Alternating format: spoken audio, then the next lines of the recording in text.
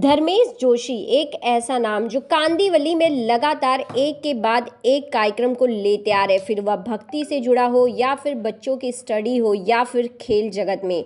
ऐसे ही एक और प्रोग्राम तारा माँ चैरिटेबल ट्रस्ट के द्वारा राष्ट्रीय अध्यक्ष धर्मेश जोशी के नेतृत्व में कांदिवली में आयोजित किया गया। यह कार्यक्रम महाराष्ट्र के मुख्य रूप से मुंबई में फरवरी को 25 और 26 और 27 को गुरुदेव के पावन चरणों पर पदार्पण हो रहा है और गुरुदेव के आगमन के उत्सव की लहरें उनके अनुयायियों को फैल गई है। तारा माँ चैरिटेबल ट्रस्ट के राष्ट्रीय अध्यक्ष धर्मेश जोशी उनके परिवार गुरुदेव के परम भक्तों में से आते हैं, जिनको श्री श्री गुरुदेव के प्रत्यक्ष दर्शनों का लाभ प्राप्त हुआ है। गुरुदेव के स्वागत हेतु मुंबई भर में भक्तों द्वारा गुरु पूजन एवं सत्संग के कार्यक्रम आयोजित किए जा रहे हैं। इन्हीं में धर्मेश जोशी उनके तारा माँ चैरिटेबल ट्रस्ट का नाम अग्रिम स्थान पर आता है। शनिवार 11 फरवरी को तारा माँ चैरिटेबल ट्रस्ट द्वारा अल्पा पटेल की अगुवाई में अंतर्राष्ट्रीय शांति के प्रतीक गुरुदेव श्री श्री रविशंकर महाराज के स्वागत के प्रतीक स्वरूप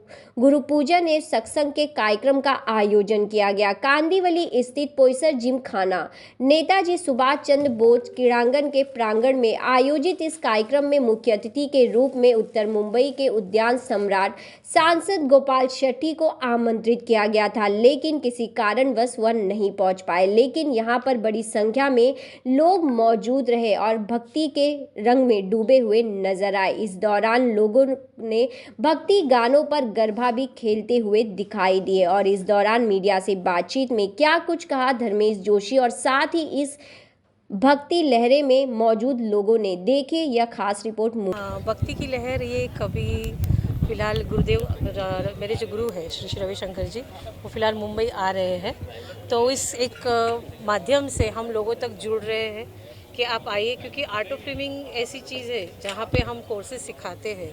क्योंकि लोगों को इतना तनाव है लोगों के जीवन में, सब कुछ होते हुए भी लोग दुखी है। ऐसा नहीं है कि गरीब दुखी है, पैसे वाले को ज़्यादा डिप्रेशन है।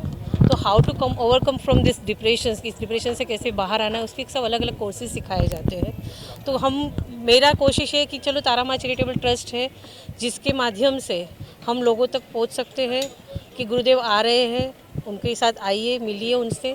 तो इसलिए ये भक्ति की लहर चल रही है। तो ये 25 तारीख को हो रहा है। 25 फरवरी को गोरेगांव गुरुदेव आ रहे हैं, 26 तारीख को वर्ली में है और 27 तारीख को थाना में आ रहे हैं। तो लोगों तक ये अवेयरनेस फैलाने के लिए कि आप आइए, उनके सानिध्य में रहिए और जो भी तनाव जो भी उनको वहाँ पे समर्पण करिए। क्योंकि आप देख सकते हो कि इस इतने से छोटे से प्रोग्राम में भी लोग खुश होकर गए।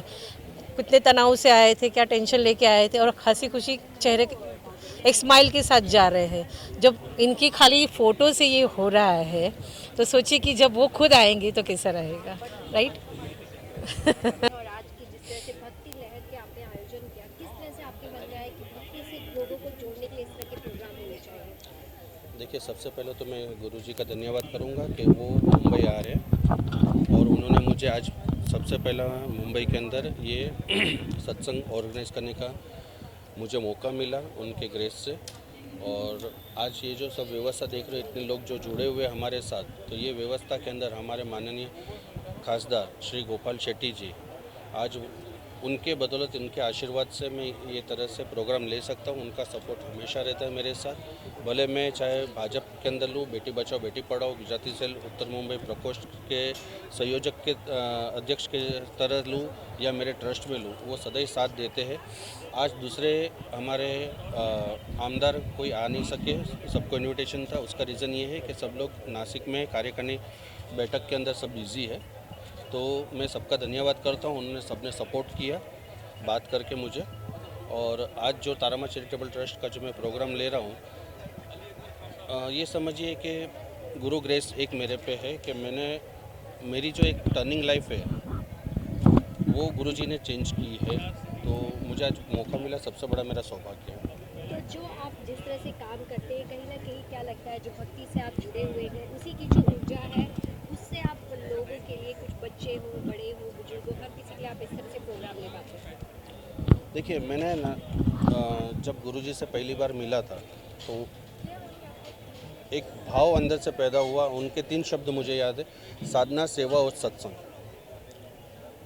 जब मैं हमारे खासदार गोपाल शेट्टी साहब को मिला था, उनके भी ये वर्ड मिले, साधना सेवा सत्संग। वो भी हमेशा कहते हैं, जैसे गुरुजी बोलते हैं कि आप समाज के बीच में रहिए, अच्छे कार्य करिए, फल की आशा मत करिए। वैसे ही हमारे श्री गोपाल शेट्टी जी बोलते हैं, मुझे हमेशा एडवाइस करते हैं कि समाज के बीच में रहिए और अच्छे कार्य करिए। तो कुछ कार्य ऐसे होते हैं कि मैं पार्टी के साथ कर सकता हूँ, कुछ कार्य ऐसे होते हैं कि मैं पार्टी के साथ नहीं कर सकता हूँ, तो मैं अपने तारामा चैरिटेबल ट्रस्ट के माध्यम से करता हूँ। तो आज का जो प्रोग्राम था भक्ति को लेकर, भक्ति लहरी किस तरह से देख रहे हैं, क्या कुछ आपने सुना और जिस तरह से आपने श्री जी के किन वाक्यों और किन उनके शब्दों पर आप चल रहे हैं और आपको लगता है इसी तरह से कार्य करना इस ट्रस्ट के माध्यम से? देखिए, भक्ति लहर का जो मतलब है उसके अंदर सब चीज़ें ना हम सोचने जाए तो बहुत सारी चीज़ें जुड़ी हुई है। गुरुजी आज विश्व गुरु है, शांति फैलाते हर जगह पे, यूथ को आगे लेके आते हैं।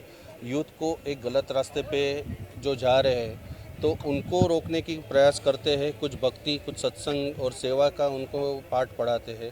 तो इसी तरह से मैं भी प्रेरित हूँ उनसे कि भाई मैं यही रास्ते पे चलूँ जितना मुझसे हो सके। देखिए, मैं हर एक घर में जाके मैं नहीं कर पाऊँगा, मगर मैं कोशिश करता हूँ कि मेरी ये अवेयरनेस से कितने लोग ये मार्ग पे जा रहे हैं। ज़िंदगी में पैसा हर कुछ नहीं है, भक्ति का मार्ग भी होना ज़रूरी है, जो गुरुजी सिखाते हैं। और ये समझिए कि मुझे ऐसा हमेशा ऐसा लगता है कि कुछ ना कुछ करते रहूं समाज के लिए।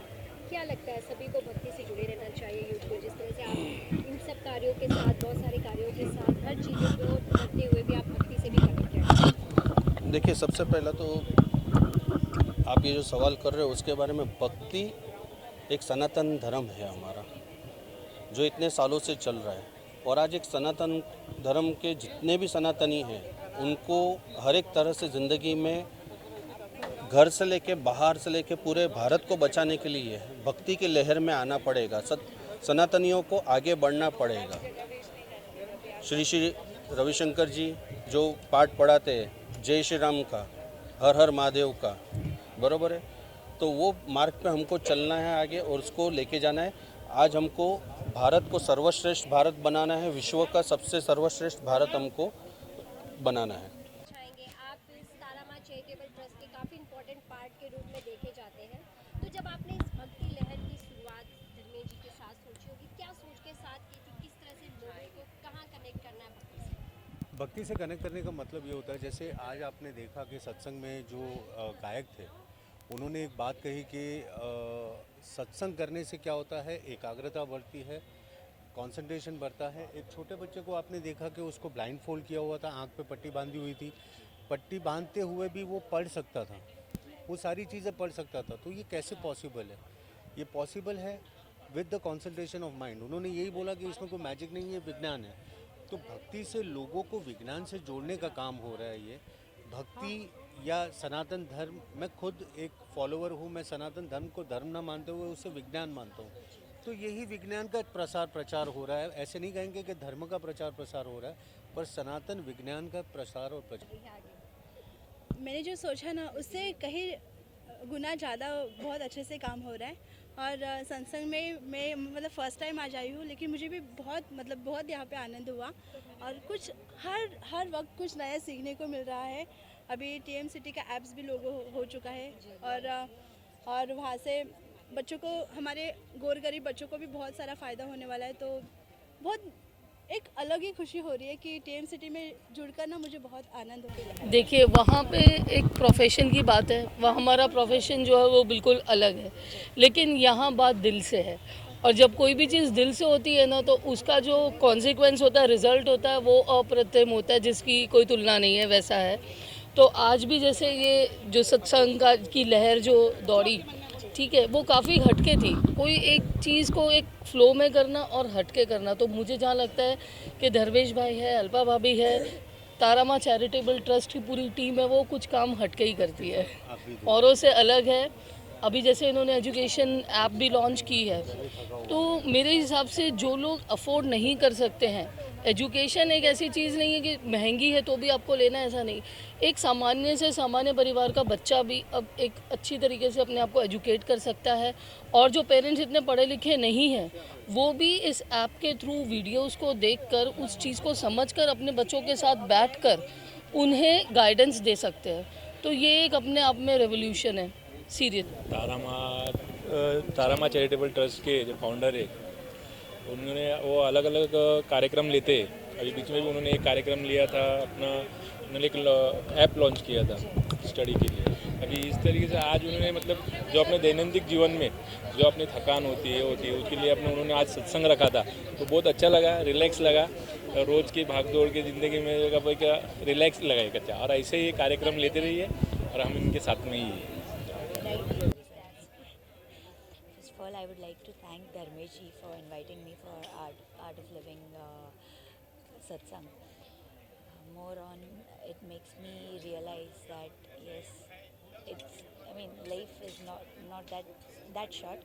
You still have a chance to study more, and this is exactly what I got to hear here. Apart from that, now I'm going to Mount Everest, and Dharmesh ji has also said me that I should announce it officially that I am looking for financial support, as it is a huge amount that we have to gather for Everest. It's 31 lakhs, and the Nepal permit is 9 lakhs. Apart from that, equipments cost approximately 5 to 5.25 lakhs. So things are like they are getting out of reach for me, and that's why I am asking for support. I am from Mad Island, Malad West, and looking forward to go to Everest, first one from Malad at least. And yes, a mother of two. My elder daughter is 7 years old, who got silver for Maharashtra in climbing competition, that was Tata Steel climbing competition. And my son is 3 years old. And yes, if you all actually Dharmesh ji का हर एक कार्यक्रम में मैं हमेशा रहता हूँ, क्योंकि इनके कार्यक्रम अलग अलग, हर एक प्रोग्राम में कुछ न्यू आइडियाज़, न्यू व्यूज़, कुछ ना कुछ देखने को मिलता है। धर्मेश जी हमारे भारतीय जनता पार्टी के बेटी बचाओ बेटी पढ़ाओ के अध्यक्ष संयोजक है, और वो हमारे जितने भी कार्यक्रम हुए हैं उसमें अलग अलग प्रकार की अलग अलग लोगों को जोड़ाना उनका एक बड़ा काम रहता है। और आज का ये सत्संग जो श्री श्री आ रहे हैं, तो श्री श्री क्या आने का पहले अगर इतना लोगों को बुला के उनके लिए बताना, श्री श्री की एनर्जी हमको, मैं तो पहली बार यहाँ पर आया हूँ, लेकिन जब हम धर्मेश जी को देखते थे तो एनर्जी कहाँ से आती थी वो हम जब देखते थे तो मुझे आज पता चला कि श्री श्री जी का उनके पर बड़ा आशीर्वाद है। और आज लोगों ने, हमने भी फील किया कि एक जो एनर्जी लेवल इतना बढ़ता है, जब वचन द्वारा बनता है, अच्छे अच्छे लोगों से मिलना होता है। इसका आज का जो सत्संग जो उन्होंने किया है, मैं मुझे बहुत बहुत धन्यवाद देता हूँ। और ऐसे ही कार्यक्रम तारा माँ चैरिटेबल ट्रस्ट में होते रहे, ऐसी मेरी शुभकामना है मेरी पत्नी की तरफ से, और मेरी तरफ से उनके बहुत बहुत शुभकामनाएं। जो तारा माँ चैरिटेबल ट्रस्ट के द्वारा आयोजित किया गया, क्या कहना चाहिए? ये बहुत ही बढ़िया कदम उन्होंने किया है। एक्चुअली गुरुदेव बॉम्बे में आने वाले हैं, उसके उपलक्ष्य में ये सब प्रोग्राम कर रहे हैं। तो सत्संग से क्या होता है, लोग कनेक्ट हो जाते हैं। काफ़ी लोग भक्ति में रहते हैं मगर अपने घरों में रहते हैं ना, तो दे कांट कम एनीवेयर। तो ऐसे इस समय जैसे एक सोलफुल भजन सुनने को मिला तो उनके अंदर की वो शक्ति जागृत हो जाती है, they get that good vibration.